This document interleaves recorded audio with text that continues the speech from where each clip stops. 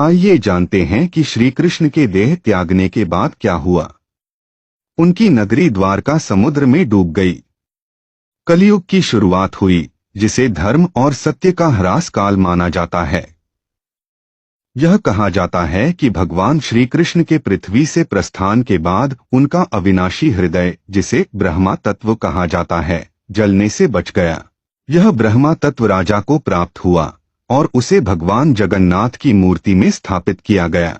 राजा इंद्रद्युम्न ने पुरी में एक भव्य मंदिर बनवाया, जहां भगवान जगन्नाथ, बलभद्र और सुभद्रा की मूर्तियों को स्थापित किया गया।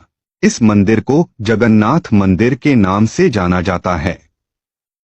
प्राचीन समय में उड़ीसा के राजा इंद्रद्युम्न भगवान विष्णु के बड़े भक्त थे।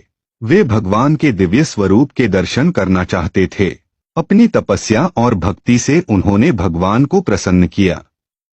एक रात राजा को भगवान विष्णु ने स्वप्न में दर्शन दिए और कहा, तुम्हें समुद्र किनारे एक खास लकड़ी, नीम का पेड़ मिलेगी।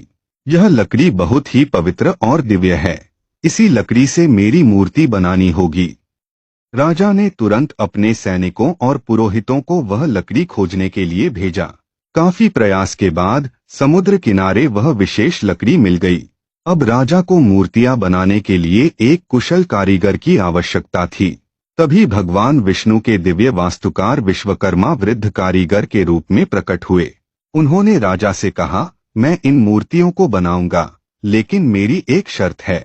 मैं एक बंद कमरे में काम करूंगा और जब तक मूर्तियां पूरी न हो, तुम दरवाजा नहीं खोलोगे। राजा ने सहमति दे दी। कुछ दिनों तक कमरे से आवाजें आती रहीं, लेकिन फिर सब शांत हो गया। राजा और रानी को चिंता हुई। उत्सुकता में उन्होंने दरवाजा खोल दिया। अंदर जाकर उन्होंने देखा कि भगवान जगन्नाथ, बलभद्र और सुभद्रा की मूर्तियां अधूरी थीं। उनके हाथ और पैर पूरी तरह से नहीं बने थे। राजा को यह देखकर बहुत दुख हुआ। तभी भगवान विष्णु ने स्वप्न में राजा को समझाया, यह मेरी लीला है। मैं इन्हीं अधूरी मूर्तियों में अपनी दिव्यता प्रकट करूंगा। इस रूप में मेरी पूजा करो। इस प्रकार उनका दिव्य स्वरूप आज भी जगन्नाथ मंदिर में पूजित है।